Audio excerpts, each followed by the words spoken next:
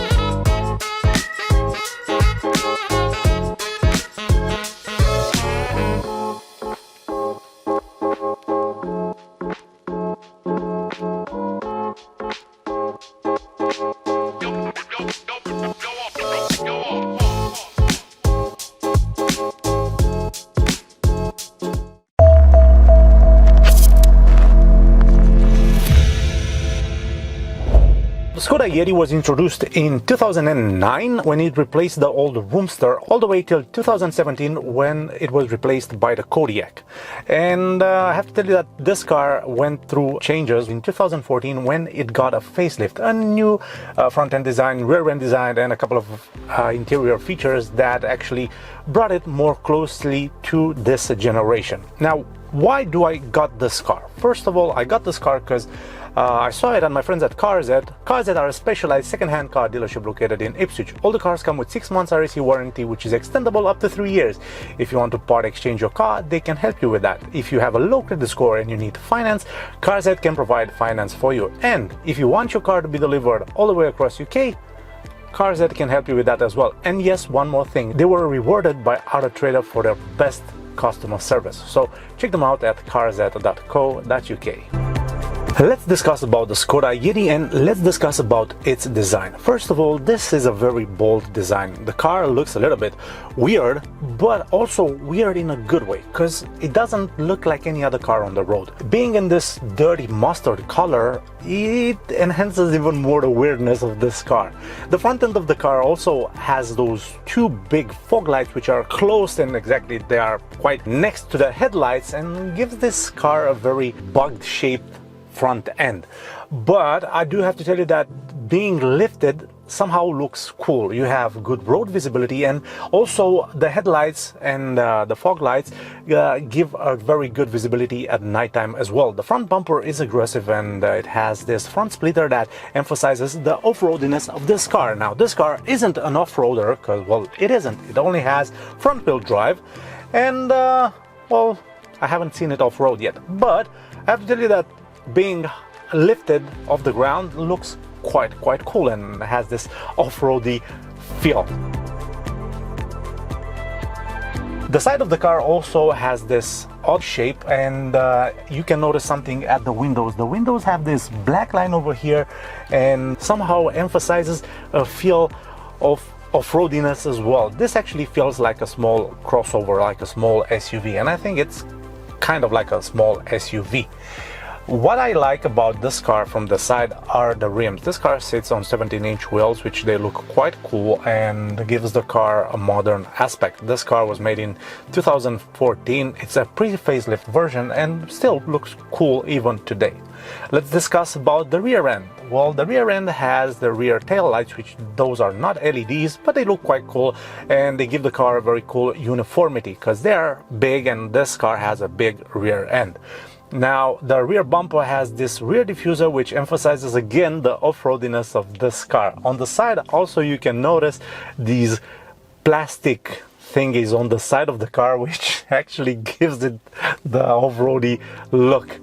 So the rear end has this exhaust on the left side, the diffuser on the middle in this grayish color to emphasize, look at me, I'm an off-roader, which I'm not, but still I dress like one.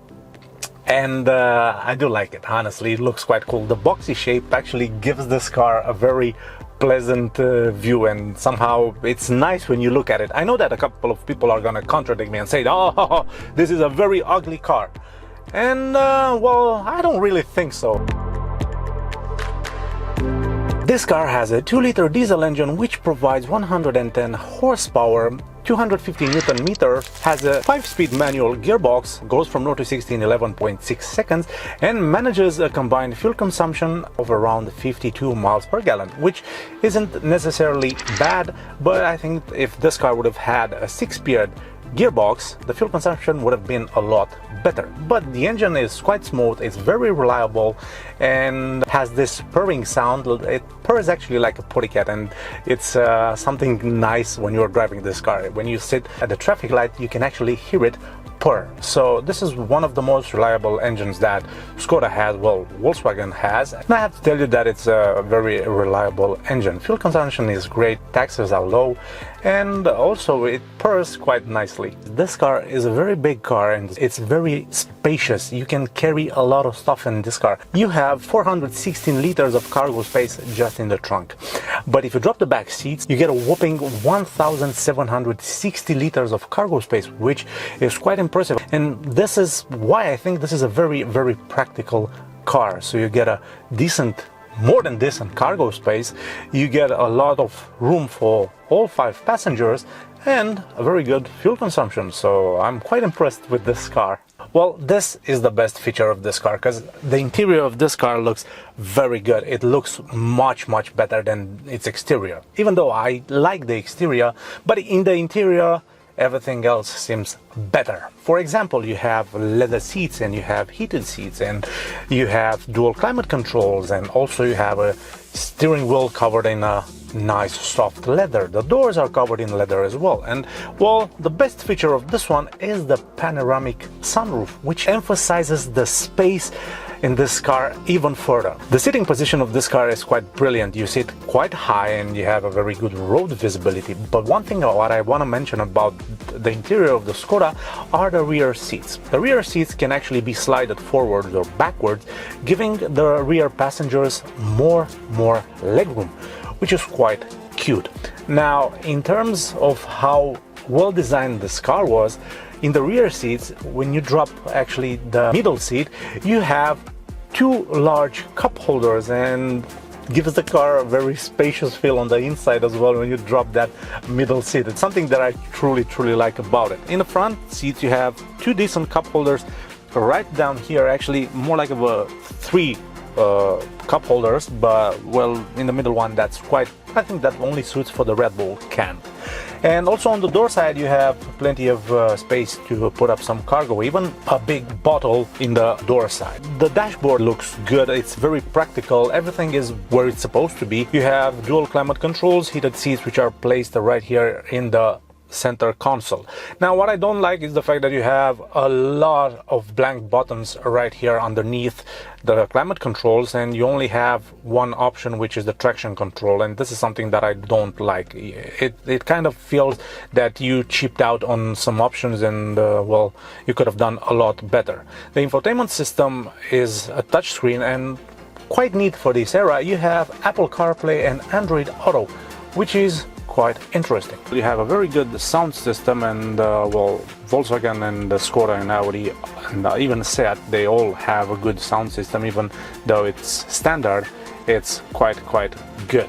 Now you can connect this one with an USB port. You have an auxiliary jack, you also have Bluetooth, and this car also has Apple CarPlay and Android Auto. If you go into the setups, we have a couple of things. For example, you can adjust the screen over here and the sound, the beeping things, and the equalizer of the sound system.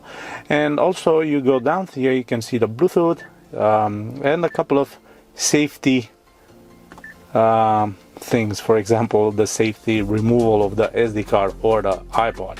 Now this is a very simple infotainment screen. It's very simple to use, and I have to tell you that it's very responsive. So this is the infotainment system of the Skoda Yeti. The climate controls look quite cool. They have this aluminum finish over here that gives the car a very elegant touch. Now these are dual climate controls, which mean that you can adjust the passenger side and the driver side with the temperature that they desire. Right here we have the heated seats, and well, down here we have a couple of blank buttons that, well, I don't really like, but they are here, and well, nevertheless you cannot do anything about it. The gauge cluster looks quite simple and looks a lot like the gauge cluster from the Skodas in the similar year. In the middle you have a screen which isn't a color screen, but it does its purpose over here, where you have a couple of options. For example, you have assistance, which you can adjust your parking sensors. Also language, you can go down here, MFD data, you can actually see this trip computer, which shows you a lot of information. Also you have conveniences, which well, these options are here to help you adjust the mirrors, the windows, the central locking, the rain sensor, and well, ETA confirm. I don't know what that is. Down here we have the lights, and you can see that this car has coming home, leaving home, daytime running lights, a rear wiper, lane change flash, which this is something interesting, and also travel mode. I really don't know what this does, but well, apparently it's here. You also have the time, the winter tires, because you can adjust the tires on this car. If you put winter tires, you have here this option to activate it, and also units and service. For example, temperature and consumption, to show you which way you want your fuel consumption to show up on this display. So this is the gauge cluster. It's very simple. It looks quite goodish even today, and well, it's easy to use as well thanks to the buttons on the steering wheel. So overall, the interior of the Skoda is quite good looking, is very spacious, very practical. You have this armrest which you can adjust here, and also you have some cargo space right in the armrest where you can place a couple of things. You have an auxiliary jack over there, and you have also an auxiliary jack right here in the infotainment system, in the infotainment screen. So overall, the interior of the car feels very spacious, looks quite good, and I do like this beige interior. Gives the car a pleasant and appealing feel while you're driving it. Now it's time to drive the Skoda Yeti, and oh boy, I drove this car earlier today, and I have to tell you that it's quite interesting. The sitting position is brilliant, and I do like how this car drives. I would have actually preferred if this car would have been an automatic, because you can get a 6-speed DSG automatic gearbox on this car as well, and well, that one would have been a little bit better. But also this one, it's quite nimble and fun to drive. The ride quality of this car is brilliant. It's up high, the seats are very comfortable and very elegant, and the suspension is very comfortable. I do like how this car actually behaves, and I do like how it actually drives. It's very practical, very big, and it actually feels quite good and nice on the road as well. So yeah, I'm quite impressed with this Yeti. Even though for a couple of years I really thought this is an ugly car, I have to tell you that I do like it. It's very practical. You have a lot of cargo space, you also have a lot of interior space, and this panoramic sunroof actually gives the car a very nice feeling while you're driving it. I do like this beige interior, opens up the car real nicely and gives it even a more spacious feel. Now I have to tell you that this can get dirty real fast, and you have to be careful with the leather. The steering is responsive, the isolation is good. You can actually hear some wind noise and some tire noise, but well, this is something common, and this actually doesn't bother me, considering that this is not a high-end luxury SUV. Regarding the fuel consumption, this one is quite good. It's quite economical. This diesel engine provides everything that you need, provides the power, provides the torque, and also the good fuel consumption. Regarding the maintenance, well, it's a Skoda and it's gonna be cheap to run. It's not gonna be that expensive. You know what I'm saying. That was it for today, guys. I hope you enjoyed the video. Press a thumbs up and subscribe to my YouTube channel. I hope to see you all very, very soon. In the meantime, peace and blessings to all of you, and well, see you soon.